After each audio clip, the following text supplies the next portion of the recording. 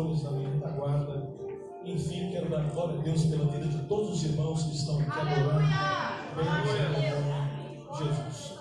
Louvando a Deus também pela uma parte da mocidade da nossa congregação aqui em Brasilândia, Mocidade de Águias. Deus abençoe por estarem conosco nesta noite. A primeira carta de João, capítulo 5, versículo de número 4, digam amém. Amém. Se houver alguém do seu lado que não tem um exemplar da Bíblia, por favor, ajuda com ele com ela a palavra de Deus. Diz-nos assim a palavra de Deus: pois todo aquele que é nascido de Deus vence o mundo. Esta é a vitória que vence o mundo, a nossa fé. Você pode repetir comigo, com muita unção e com muito entusiasmo. Diga comigo: pois todo aquele que é nascido de Deus, vence o mundo. Esta é a vitória que vence o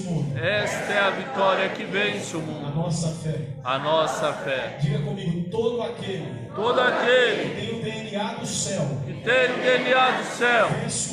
vence o mundo. Essa é a vitória que vence o mundo. A nossa fé. Quem pode dar glória a Deus? Glória a Deus. Glória ao nome do Senhor Jesus. Meus irmãos, eu quero rapidamente meditar com os irmãos com a mensagem subordinada a esse tema: o DNA do céu. Nós devemos entender introdutoriamente que esta primeira carta de João, escrita por volta do ano 95 depois de Cristo, dentre muitos motivos pelos quais ele a escreveu, ele teve pelo menos dois grandes motivos para escrever. O primeiro deles era para combater uma heresia, a heresia de falsos cristos no meio da igreja. Pessoas que se levantavam no meio da igreja se autodenominando cristos. E é por isso que ele fala acerca de muitos anticristos que estão surgindo e do espírito do anticristo que está pairando sobre a vida de muitas pessoas. O segundo grande motivo pelo qual ele escreve essa carta é o capítulo de número 5. No capítulo de número 5, João quer combater uma heresia. Esta heresia visa ferir a deidade de Cristo.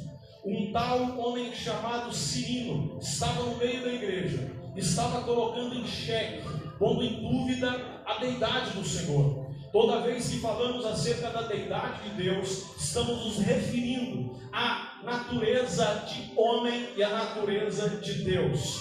E a deidade do Senhor se completa porque Ele é 100% homem e 100% Deus. A heresia trazida por Cirino era a seguinte: que Jesus, até o batismo, era só Jesus, que após o batismo, o Cristo entra no seu corpo. E então essa é a causa dos milagres do ministério de Cristo. Quando Cristo é crucificado, o Cristo sai do corpo de Jesus e abandona o Jesus homem ali para morrer sozinho, abandonado. Esta era a heresia que estava sendo impetrada. É por isso que João escreve urgentemente o capítulo de número 5. Se você manteve a sua Bíblia aberta, veja o capítulo, verso 1, que ele diz: todo aquele que crê que Jesus é o Cristo é nascido de Deus, e todo aquele que ama o que gerou também ama o que dele é nascido. Nisto conhecemos que amamos os filhos de Deus, se amamos a Deus, guardamos os seus mandamentos. Este é o amor de Deus, que guardemos os seus mandamentos, porque os seus mandamentos não são penosos, pois todo aquele que é nascido de Deus vence o mundo. Essa é a vitória que vence o mundo, a nossa fé. Quem é o que vence o mundo, senão aquele que crê que Jesus é o Filho de Deus? Este que veio por água e sangue, isto é, Jesus Cristo. Quando ele fala Jesus Cristo, ele está unindo o 100% homem e o 100% Deus, Jesus Cristo. Ele não veio só pela água ou pelo sangue. Esse é o Espírito que dá testemunho, porque o Espírito é a verdade. Aí ele fala do testemunho da terra e do testemunho do céu, pois três são os que dão testemunho no céu: o Pai, a palavra e o Espírito. E esses três são um. E três são os que dão testemunho na terra: o Espírito, a água e o sangue. E esses três concordam: se recebermos o testemunho dos homens, o testemunho de Deus é maior, porque o testemunho de Deus é esse, que deu seu Filho e dele testificou. Quem crê no Filho de Deus tem a vida, quem não crê já está condenado.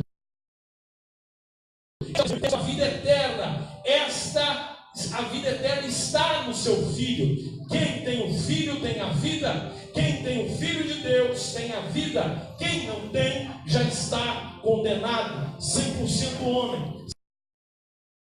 João escrevendo: você serve a um Deus perfeito que está no trono, mas quando esteve aqui na terra, é um Deus perfeito e um homem perfeito. E sendo um homem perfeito, ele conhece tudo o que você passa. A angústia que você sente, ele conhece, porque esteve aqui na terra. A tristeza que você sente, ele conhece, porque esteve aqui na terra. O cansaço que você tem, ele conhece, porque esteve aqui na terra. Ele é um Deus perfeito no trono, mas é um homem perfeito também, que entende a sua criação.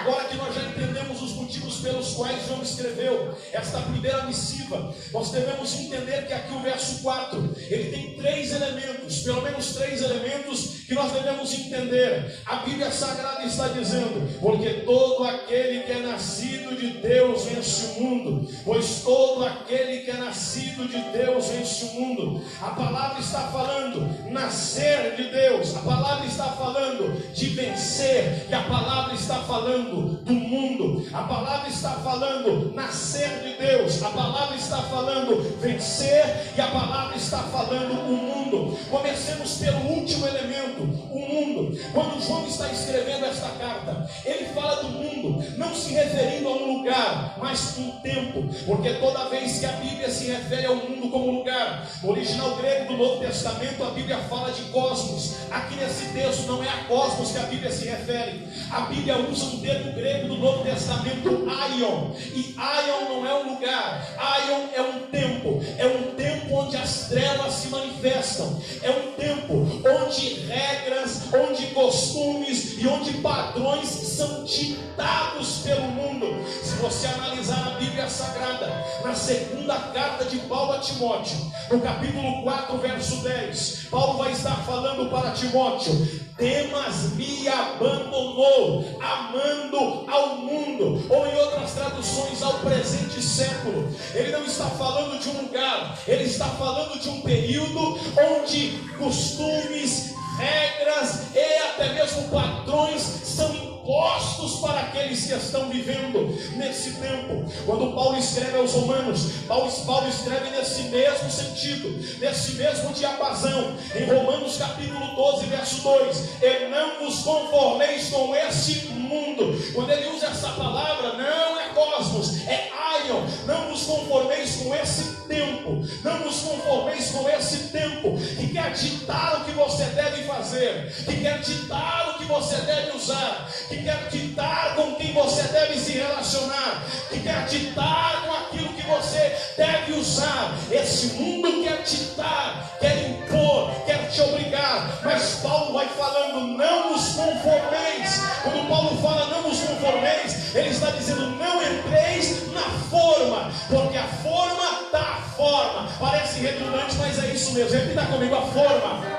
A forma. Então o que Paulo quer dizer aqui? Paulo quer dizer que o mundo é como se fosse uma grande forma, e a massa que vai cair dentro dessa forma é você. E Paulo está dizendo desta forma: quando a massa cai na forma, a massa se espalha e toma a forma da forma. Se a forma é quadrada, vai ser quadrada também a massa. Se a forma for redonda, vai ser redonda também a massa. Por quê? Porque a forma dita a forma. O que Paulo está querendo dizer é isso: você está dentro dessa forma, mas você não é obrigado a ter a mesma forma que ela.